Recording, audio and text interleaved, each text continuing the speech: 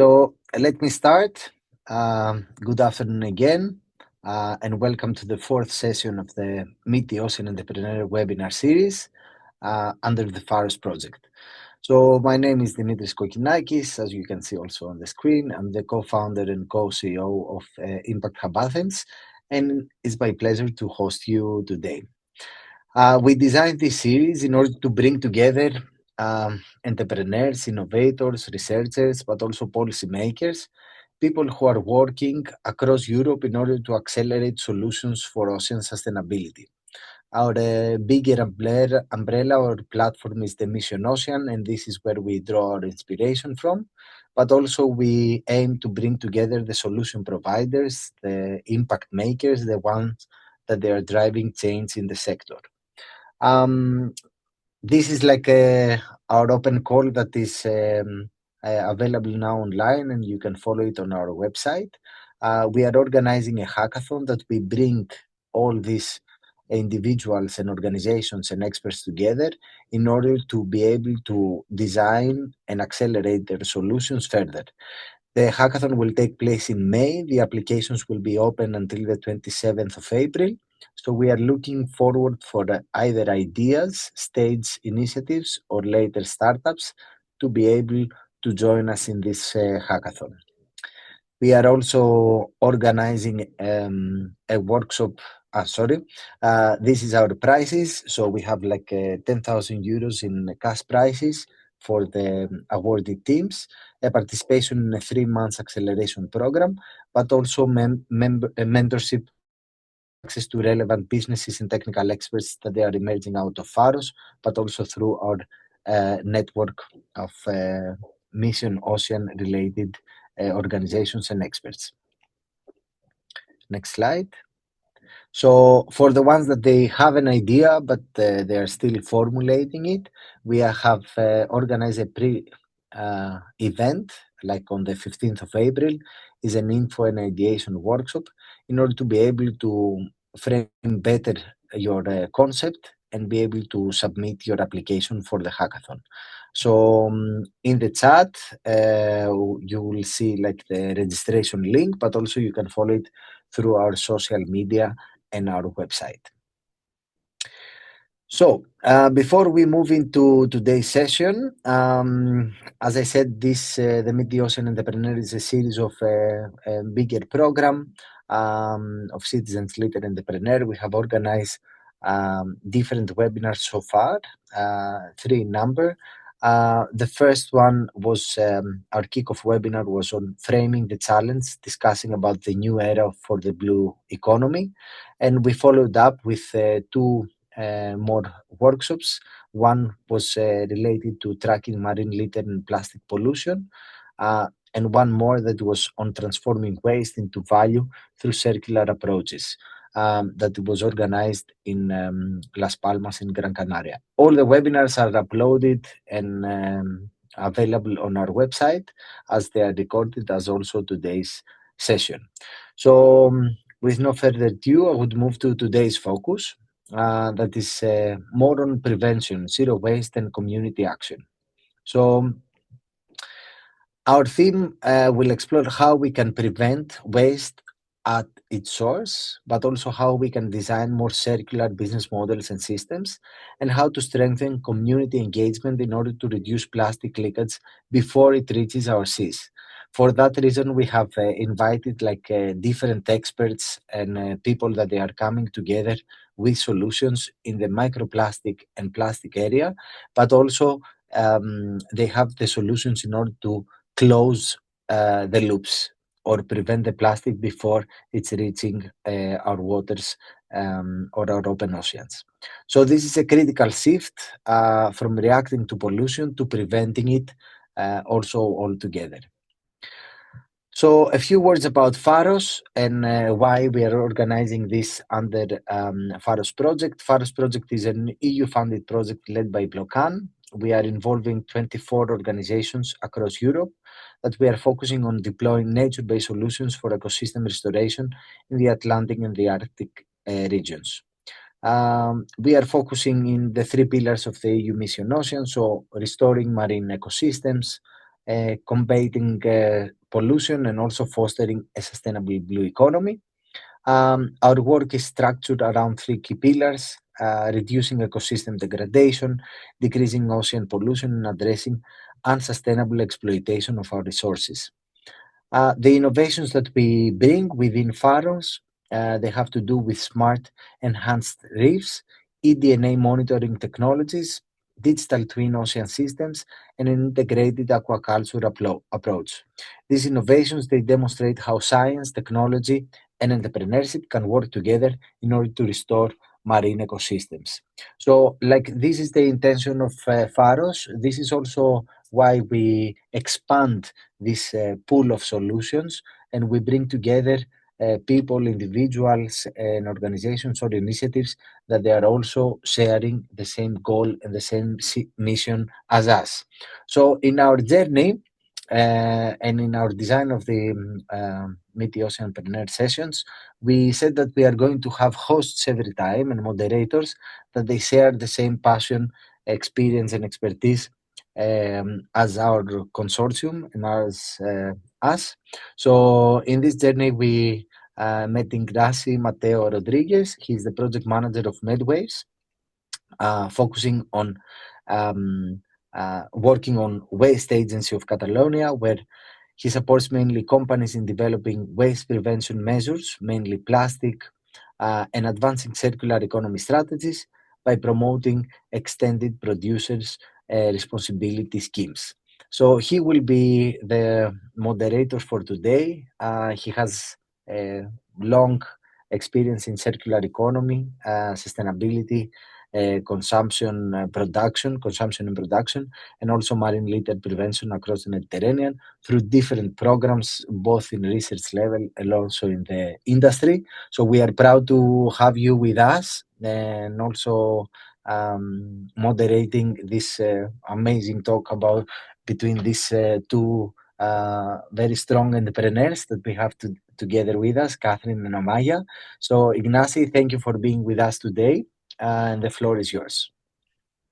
Good morning, everybody. Thank you, Dimitris, for the presentation. I will thank Impact Hub Athens and PHAROS Project for inviting me to moderate this session. And let's start with a few words about my organization. Next slide. I'm project manager in MedWave. MedWave is a UNEP regional center based in Barcelona.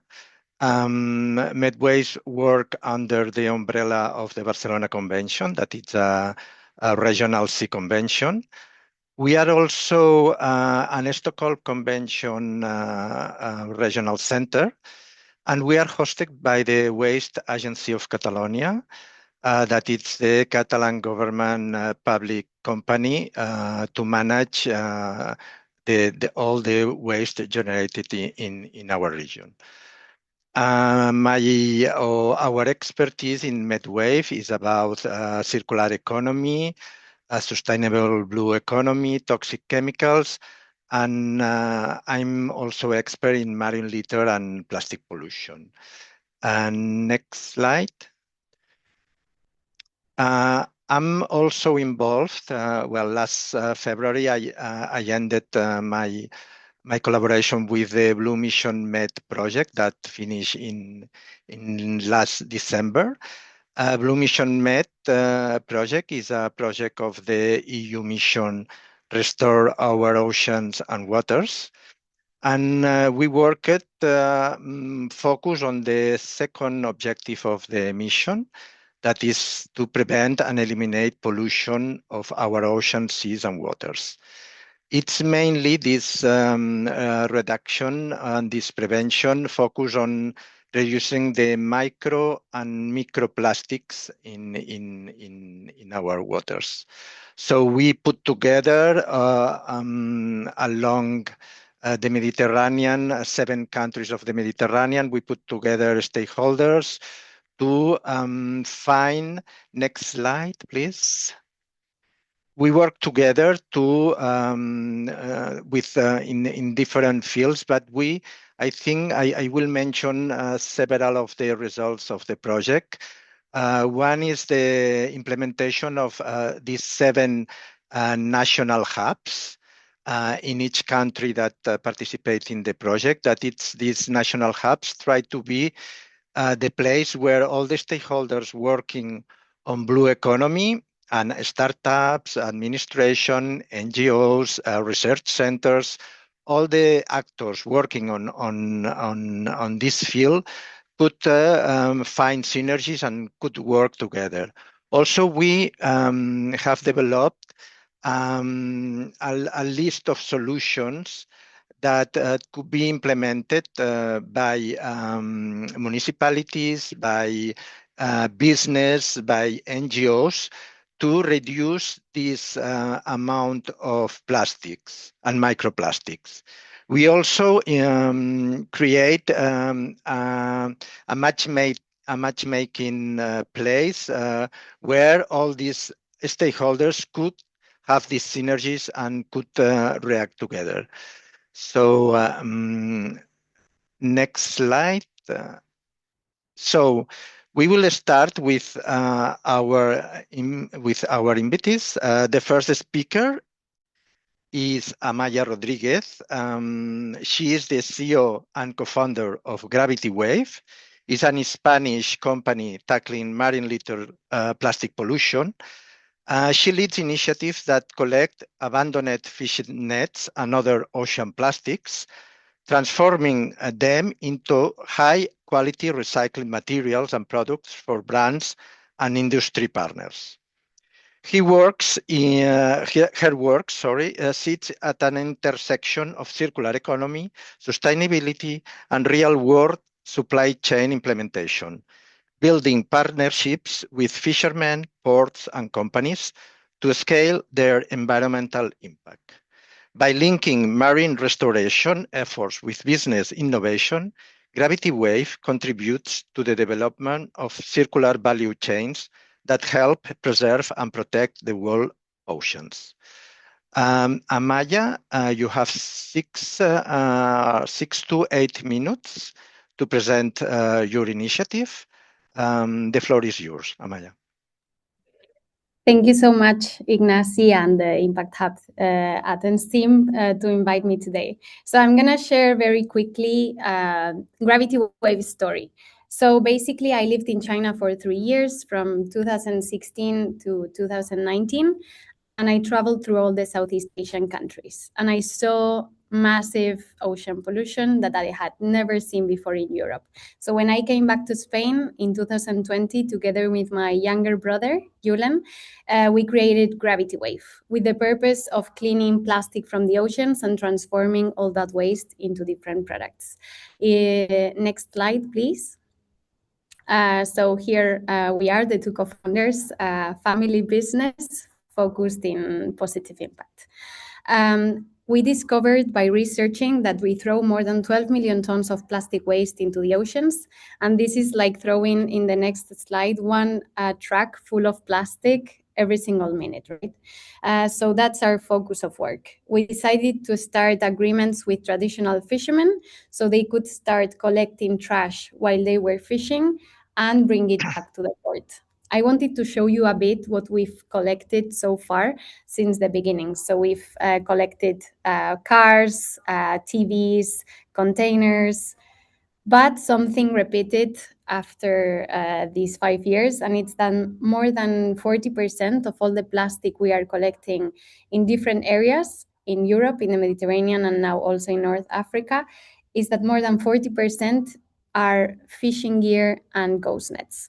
So we decided to get really obsessed with this. At the beginning, we were the ones going with a van, port by port, collecting all the nets. And after some years, we were able to establish a new waste collection system focused on fishing gear.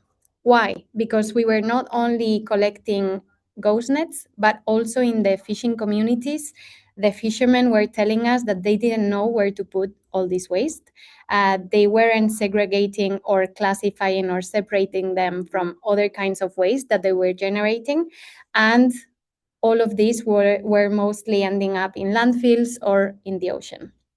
So now we have these containers with full traceability. We use blockchain traceability for us to certify the origin of the waste all the way until it transforms into materials. I wanted to show you how we are tracing everything. So we use a blockchain app that says where the material is coming from. The location is automatically set up, so nobody can change it. We can upload the kilograms, the date and the hour, and then we create the material transaction key and the process transaction key. Like this, we are able to understand what kind of waste we have and what can we do with it. After 5 years, almost 6 now, working with Gravity Wave, we are able now to work with more than 7,000 traditional fishermen. We have been able to collect 1,400,000 kilograms of plastic waste, and especially a lot of ghost nets and discarded fishing nets. And we are doing this by collaborating with more than 100 companies, private companies, that are joining our purpose and our mission. One of our main focuses was not only to collect, but also to transform.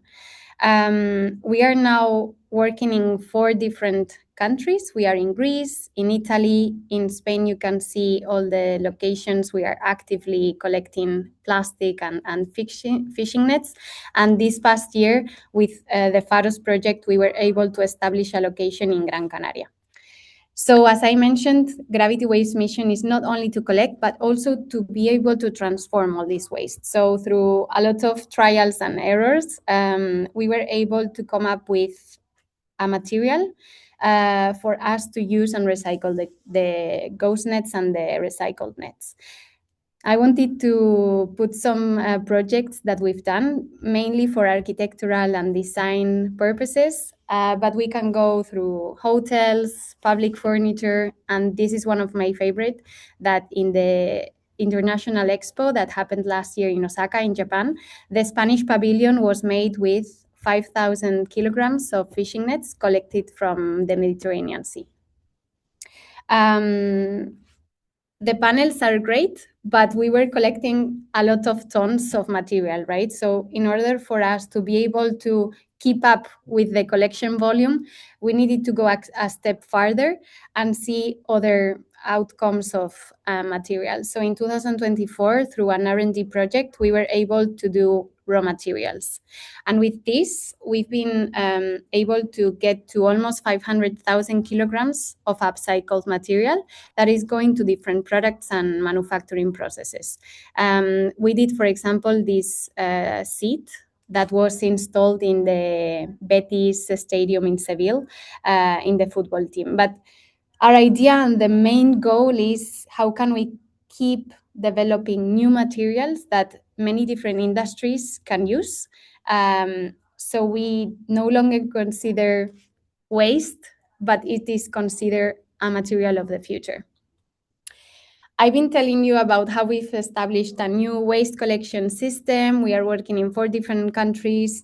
We are collecting a lot of plastic, not only from the sea, but also working hand in hand with the fishing communities in fishing ports. But we've been able to understand that if we don't close the tap, we will always have work to do, right? So the Mediterranean Sea is one of the seas that has the maximum concentration of plastic in the world, mostly. And we needed to go a step behind so we can avoid the plastic from entering the Mediterranean Sea. And this is where prevention enters. So basically, we've noticed that in the fishing industry, the fishing nets are really a problem. This is why we are working with the fishermen to collect all this waste before it goes to landfills or ends up in the ocean. If you go to the next slide. 1 minute, Amaia.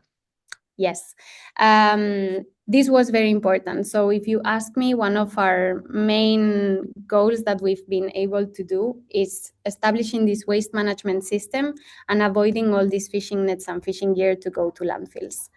And also this year, so this is a bit what you can see in the fishing ports. And in the next slide, yeah, this is the fishermen engaged in the communities. And in the next one, is the new project that we are doing in the Nile River, because between 25% and 40% of the waste that is entering the Mediterranean Sea comes through the Nile River. So how can we stop this plastic before it reaches the Mediterranean Sea?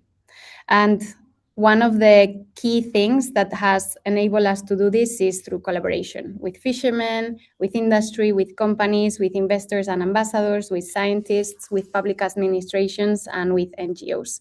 This has been key for us to do everything I've just told you about. And in the next one, just as finishing with the last message, Dimitris, you also mentioned it, but there is so much to do. We are only one little part of the solution. We need so many hands in this, and through collaboration is how we will be able to do it. Thank you so much. Thank you very much, Amaia, for your clear presentation about the work done by Gravity Wave. Okay, I will present the next speaker is Katrin Schuhen from, she's as the CEO and founder of Wasser 3.0. She finished her doctorate in chemistry in 2007 and worked in medical technology and in polymer production industry before setting up her own research group at the University of Koblenz-Landau in Germany. She has been working on new materials for the removal of microplastics and micropollutants from all kinds of water, as well as on their detection, reuse, and digitized process control. In May 2020, she founded Wasser 3.0 as a non-profit green tech company working for water without microplastics and micropollutants. Together with her team, she developed the world's first fast and efficient monitoring toolbox and analytical method for microplastics and innovated the clamp and skim technology for microplastic removal and reuse. Katrin Schuhen was awarded as one of the top 100 women in social enterprise in 2023. And in addition to many scientist articles, she published her first non-fiction book in October 2024 with the title Reveling des Wassers. Is water revel in English, Katrin? What is Correct. about the book? So the floor is yours. Katrin, you can start with explaining this book is about your research, or? It's about water. It's about water. The main driver is water. So thanks a lot, Ignasi, for the introduction and the question about the book. Today it's not about the book, it's about the solution pathway for water without microplastics. So welcome from my side. Thanks a lot for the invitation to present our work from Wasser 3.0. The main driver for our work is that we all know that as soon as microplastics enter the environment, it's almost impossible to catch it out. There is no technology available, so we need to find solutions. But the main question is where to put them, and what we as a society and we as scientists or we as politicians can do to start working for water without microplastics. And I would like to take you on a journey, the journey of Wasser 3.0, because we move in a strategy from detect to remove to reuse and close loops. And I would like to show you why we are doing this, because every year, millions of tons of microplastics end up in our oceans. And this is truth. And another truth is that it's uncontrolled and unregulated because we do not have regulations, we do not have laws, we do not actually know where the hotspots are because we do not have data, comparable data, and therefore we have no obligation to act. And this is the truth. We all know microplastics is everywhere. We eat, drink, and breathe microplastics every second of the day. But the truth is, nothing happens at the moment. And Wasser 3.0 starts to say, we cannot accept this. We want to solve the problem where it makes sense. And so this is the team of Wasser 3.0. We are 7 people at the moment. So the seventh person joined the team a couple of weeks ago. There's not yet a photo. And we have this experience to go directly from hotspot identification to the removal technology and close the loop with the reuse. And how it works. It works very simple, following this strategy that we do not want to just put a solution anywhere in the process from starting point to ending in the sea and see some small effects. We want to set the solutions at the place where it makes sense. And therefore we developed a completely new approach to very quickly find out where the hotspots are. And here we take fluorescent dyes, a completely new fluorescent dye called MP1, is designed only to stain polymer particles. And we put this in every water type and analyze the water regarding microplastic pollution. And only the green fluorescent particles that shine under the microscope can be identified or are identified as microplastic particles, and therefore we can find out where the hotspots are. And from the first sight, and this is what I show you here, you see where the hotspots are. We have wastewater from manufacturing industry. We have the wastewater treatment plant effluent after 3 cleaning stages. We have a river, and we have our drinking water. The more green, the higher the microplastic pollution. And this is where it makes sense to start the prevention process and the putting removal technology. So for us, it was very quickly clear that it does not make sense to develop solutions for rivers or for the ocean. We start at the point where it makes sense for us, where the highest pollution scenarios could be found. And then, and this is always a question when we talk to people, what about the washing machine? And for the washing machine, we did the study too. We found out that if you only wash synthetic textiles in industrial washing machines, so large amount of water, there it makes sense because here's the hotspot. In the household washing machine, we have blended fibers. And here we give the tips. The tips for everyone here in the call, in the meeting, and for everyone outside to lower the wash temperature, to lower the spin, to add a small amount of detergents, and then you reduce 70% of microplastic release into the environment directly, without a filter, just by making some small changes in the daily routine. So for us, then it was clear. Industry on the one hand, wastewater treatment plant, on the next hand, industrial washing machine as one focus point makes sense to develop a solution. And for the solution, we started in a very easy setup, but before I will show you the solution pathway, I will give you some informations directly hands-on, that all informations about the detection methods, all the manuals are available. You can directly scan the QR code to follow how the things could go in the future with a very fast and efficient microplastic detection. So please just check the QR code and go to the website. So now we know about the hotspots, we know about where to start, and now removal takes place. And here we developed the clump and skim technology. Clump and skim is an easy word combination, but it makes clear what our approach looks like. We clump particles together and skim them off. Easy concept, theoretically, but what about the real life? So in the real life, it looks like this. We have a stirrer, so there's a reactor unit, we have a stirrer. The stirrer creates a vortex, and in the vortex, the microplastic particles are located. Then we add a hybrid silica gel. This hybrid silica gel is a tailor-made chemical which is only added in the needed way. So you know about the pollution, you add only the amount to remove the pollution. No overdosing, nothing, only the amount to remove the pollution.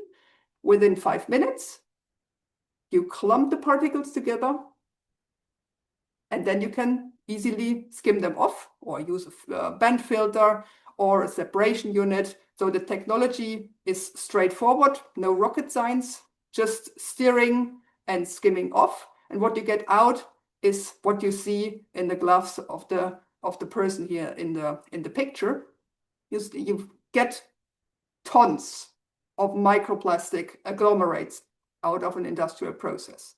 And then it comes to the next step, closing the loop. Closing the loop means, what can we do with the waste?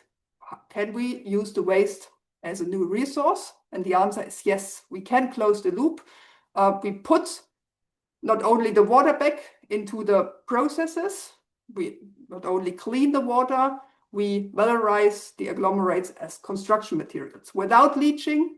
So no negative effects from the start until end of life. So after putting them in the construction materials, so nothing negative, just positive effects, especially when it comes to environmental protection.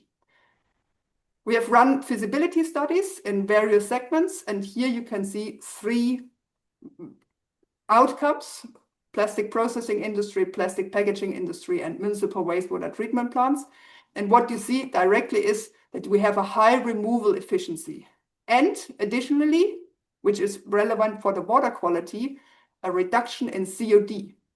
This means that you get so good treated water out of the process that you can reuse the water in secondary side streams or as processed water back to the processes in the industry. So in the end, you save water, you save energy, you reduce the contaminants, you have a closed loop, you reduce the amount of operational costs.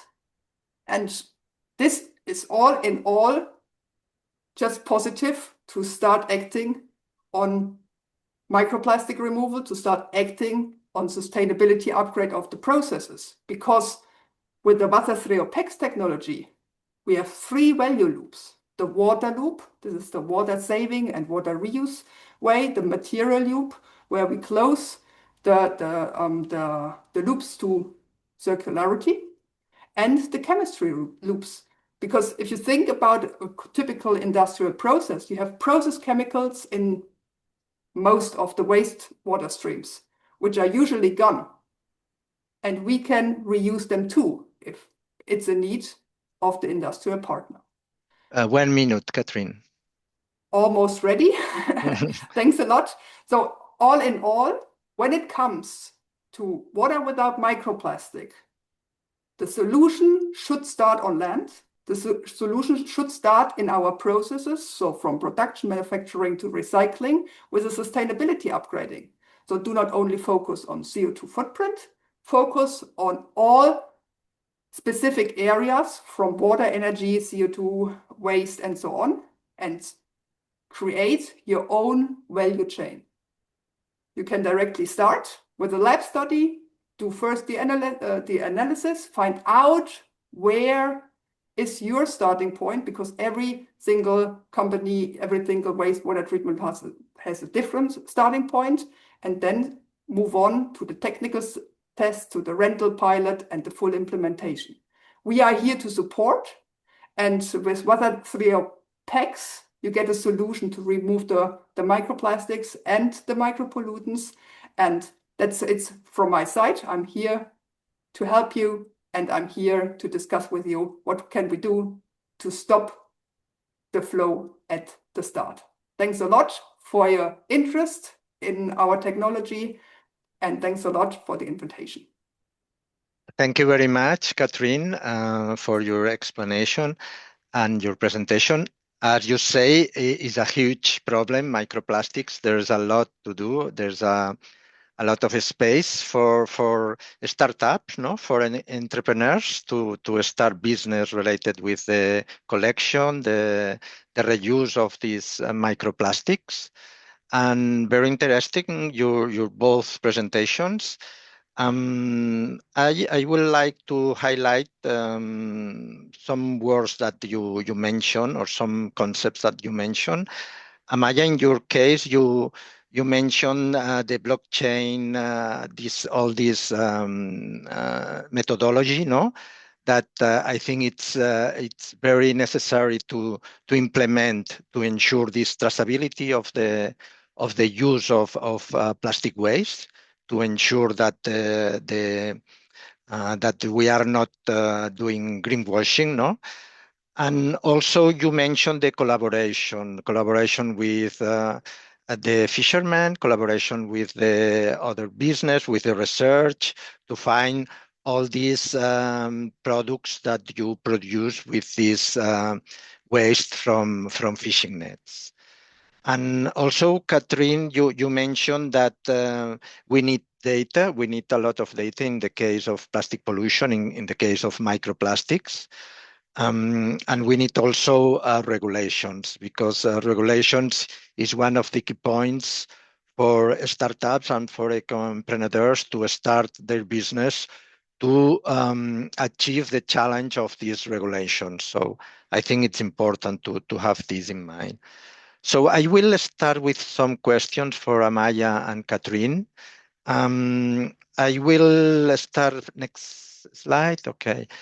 This is the first question. I will ask Amaia and Katrin, why do you consider prevention at source to be the most effective approach to avoid this marine litter, this plastic pollution?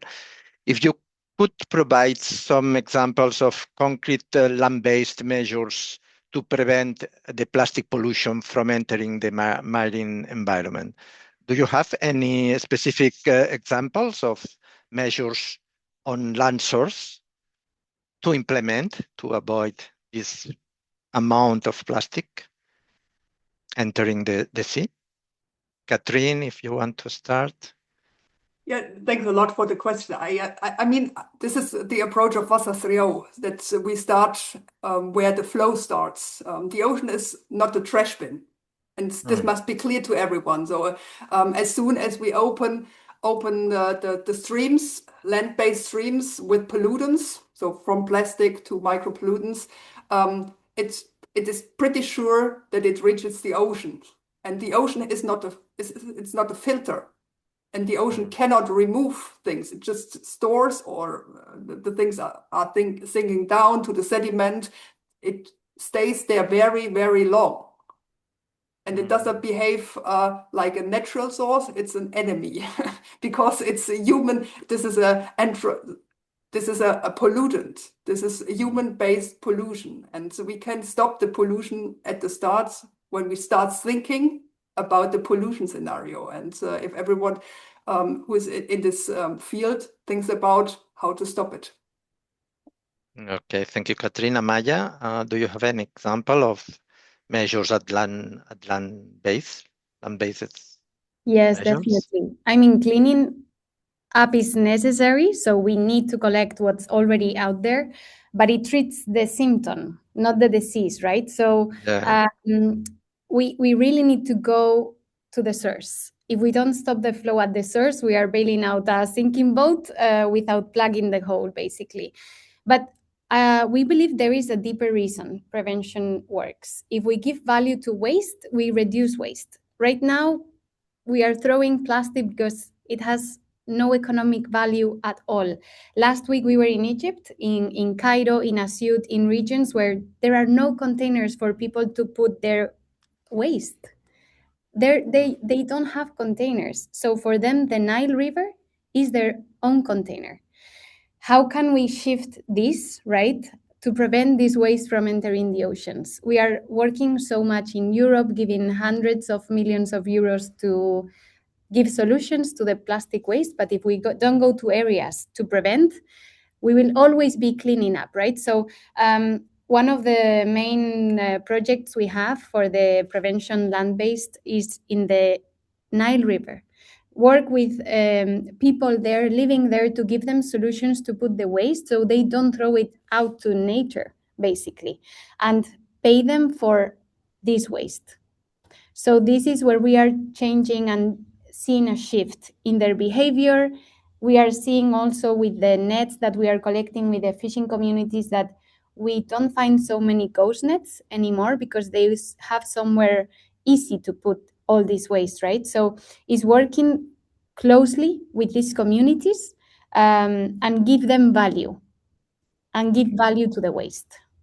Thank you, Amaia, for highlighting the to working with countries where the waste management is not still implemented. You have to change your business point of view, because perhaps you will find a new business with this area, no, to implement this waste management collection, no, that it's because the situation is very different now in these countries from other countries. So thank you very much. And also we need to have this technical support with countries that have not this waste management implemented schemes, no. And also it's important the extended producer responsibility, no, to try to stop this amount of waste. Next slide, please. Based on your experience over these past years, what do you consider to be the main barriers to scaling zero waste business model, particularly for young and women entrepreneurs? Which are the main barriers, Katrin, for you? From my point of view, we have the wait and see culture. So it's a question of regulation and laws. And as soon as we have them, something will change.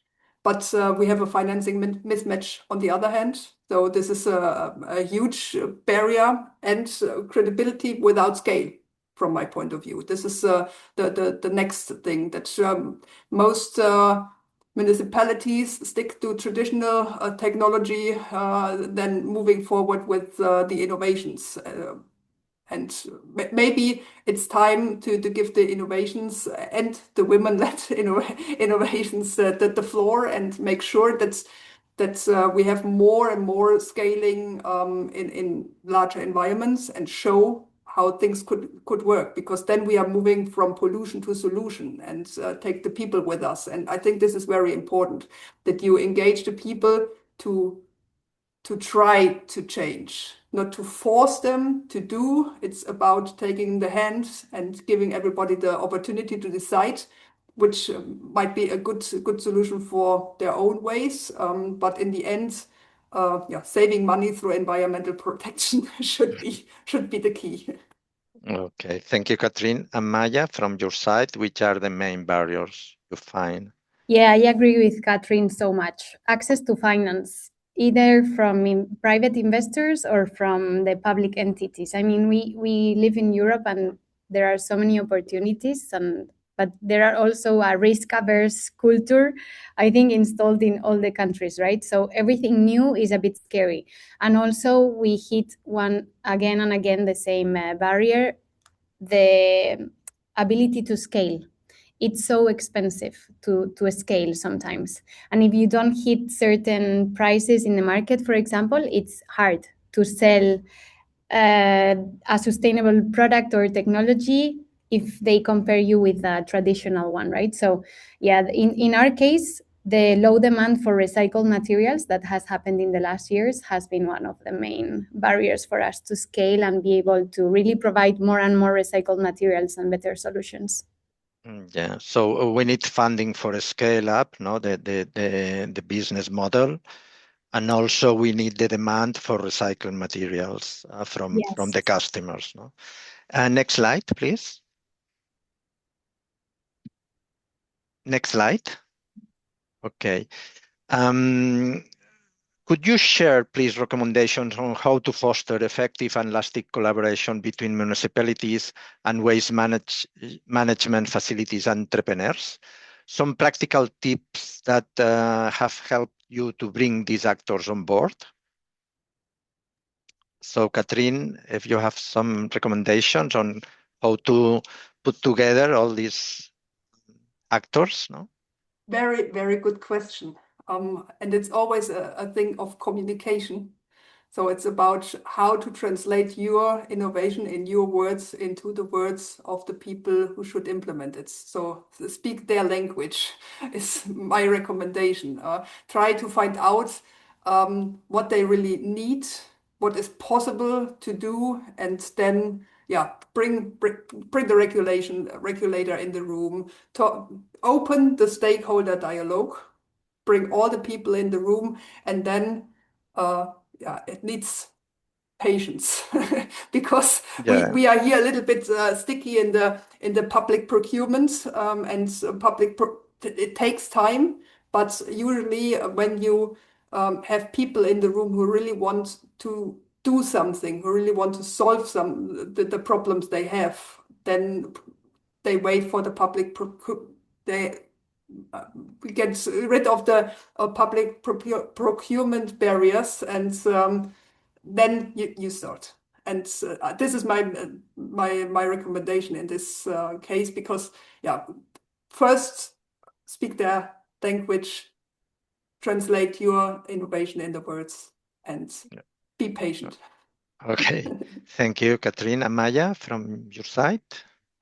Yeah, same as Katrin, speak their language. This is basic, but also as we live in this risk-averse culture, something that has worked well for us is doing small pilots. So not telling them of this huge project that you want to create, because they will be scared of what you want to do, but say, okay, let's tackle this small project, this small pilot. If it's successful, then you speak of the big project. So really engage with them, make them understand that they are going to be part of something also innovative, that you will take the risk, that you need their help in this first part, and then you go big. Okay, thank you, Amaia. Next slide, please.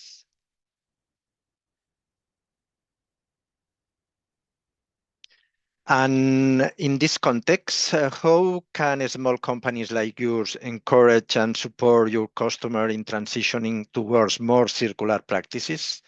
Because in my opinion, the concept of circularity is not sufficiently understood by the clients. Sometimes, a lot of times, people see circularity only as a waste management, but it goes forward to waste management.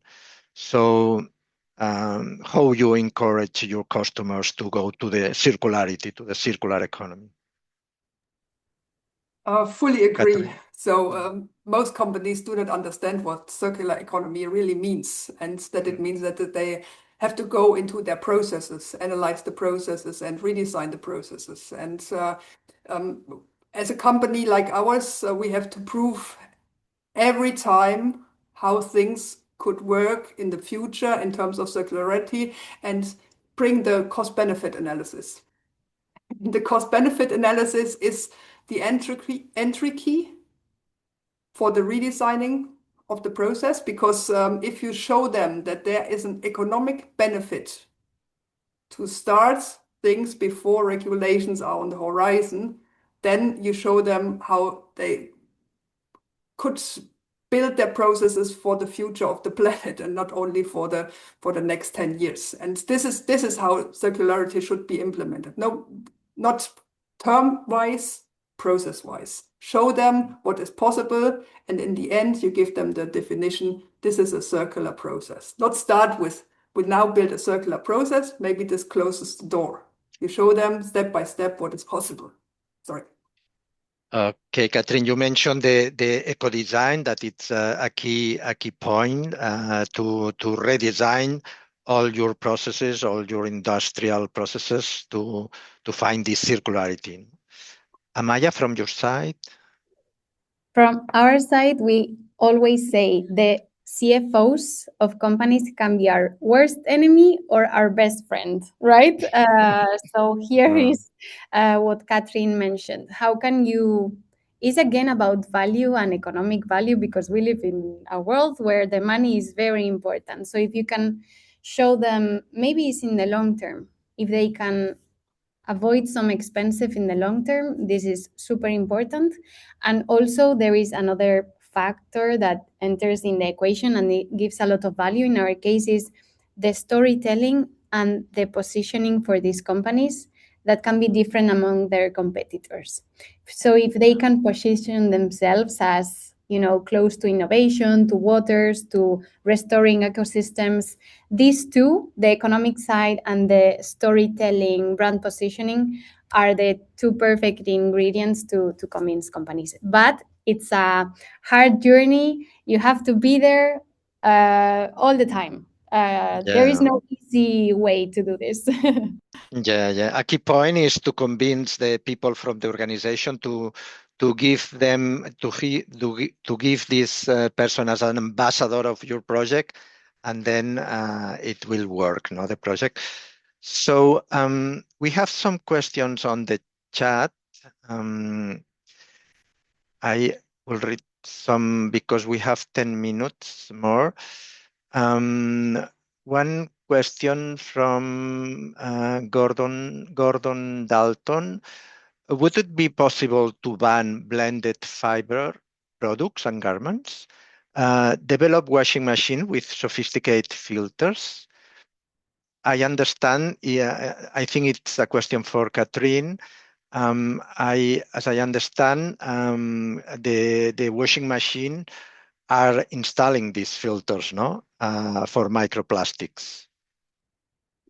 Most of the filter are made out of plastic to remove microplastics. So this is, in terms of logic, a total senseless way to solve a problem, even when you know that you can do it better at the household by temperature reduction, spin reduction, and so on.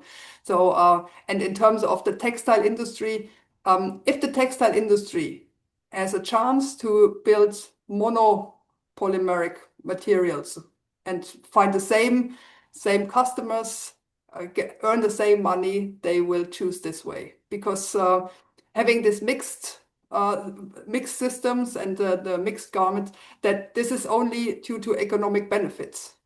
In the end, this counts, and if one polymer route will lead to the same product with the same properties, they will choose this one, because then it becomes circular, and in the end, then they can tell the story about circularity and how things should go. And for the filter and the washing machine, from our perspective and from our data, it's not needed that household washing machine need a filter. Okay, another question for Katrin. Does Katrin and Wasser 3.0 work with municipality water authorities for cleaning for microplastics? I understand that you are working, no? Actually, yes. Yes, we are working in the Remedies project. We work at the wastewater treatment plant in Mykonos, and in the upstream project, we have a demo site in Germany at the wastewater treatment plant in Landau. And here we have 3 cleaning stages versus 2 cleaning stages in Greece. And we have more operations in the 4th cleaning stage as well, because this is a new approach coming with the wastewater frame directive. And here we need to answer questions as well and close the gaps regarding microplastics. Okay, thank you. And a question for Amaia. Can Amaia comment on the new Spanish law for obligatory tagging of nets? I think the Spanish government is funding the cost of the tags. I think he's referring to the extended positive responsibility for fishing gears that is now working the Spanish government. Yes. Yes, yeah. the tagging of the nets is not in the legislation yet. It's just some project that they wanted to finance and see the results, how they go. But the EPR on the fishing gear it's already working, the Spanish government. Actually, it was supposed to enter, Ignasi, I suppose you are very aware of this as well. It was supposed to enter on the 1st of January 2025. So we are 1 year behind. But yeah, it's active. The thing is that the producer is not super well defined, and this is one of the challenges that we are facing, right? With the EPR, not only in the fishing gear industry, but in every industry. Once this is clear, the system is there. The fishermen, little by little, are willing to help and become part of the solution. And we really believe Spain can have, not only Spain, but other European countries can have a well-established waste management system only for fishing gear. The challenge will be in the recycling part, because there are not many companies, recycling companies, willing to take all this waste. Actually, there are many few.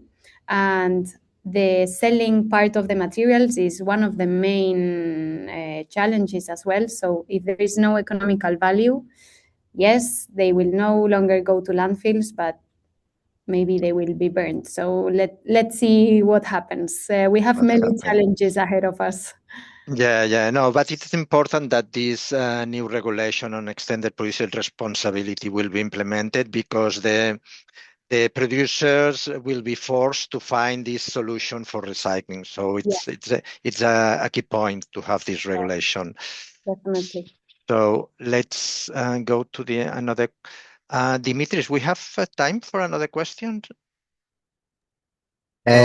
Yes, maybe like we can make the next question a little bit shorter regarding the accessibility of the technologies of Wasser 3.0.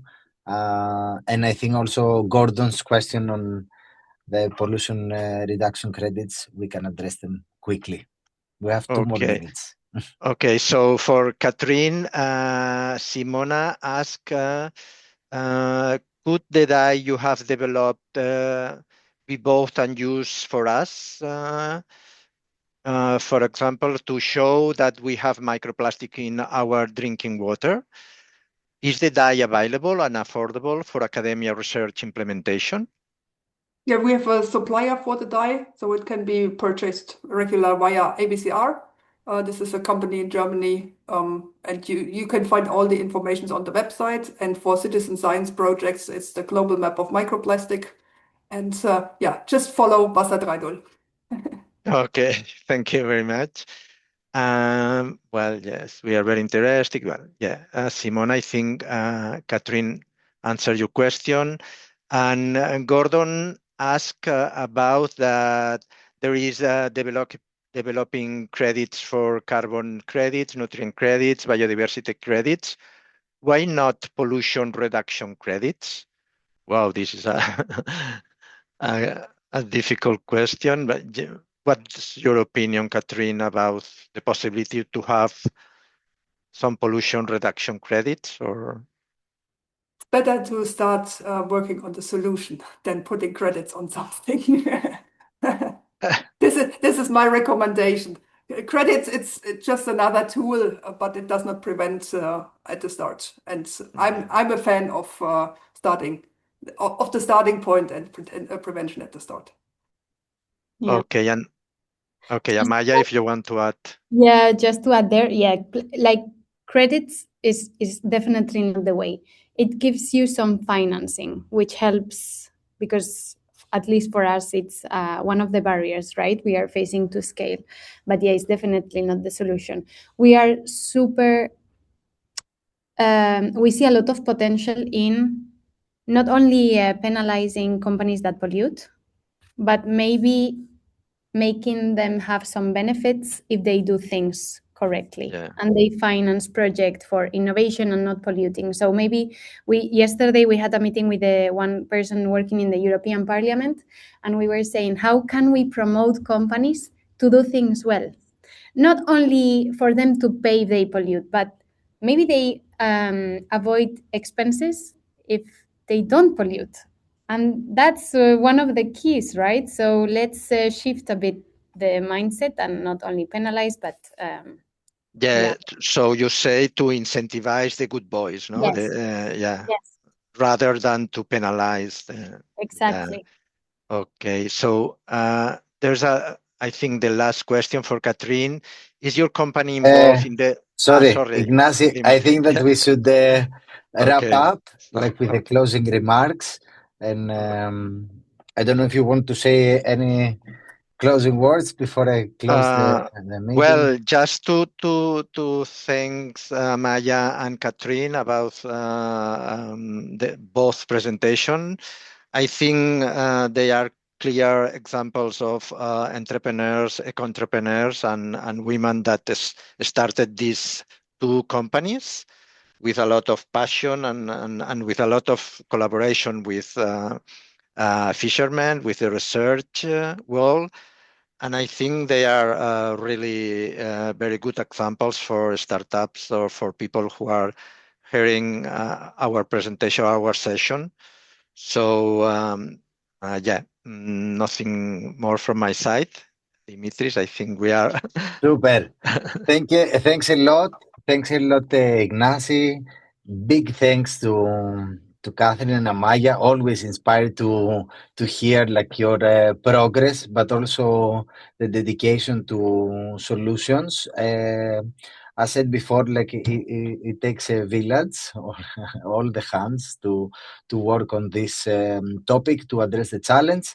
A few remarks on what's next. 4 more webinars are coming, like in harming industries or very difficult challenges, like from tourism to aquaculture, but also the overall financing of different initiatives around the ocean of our health.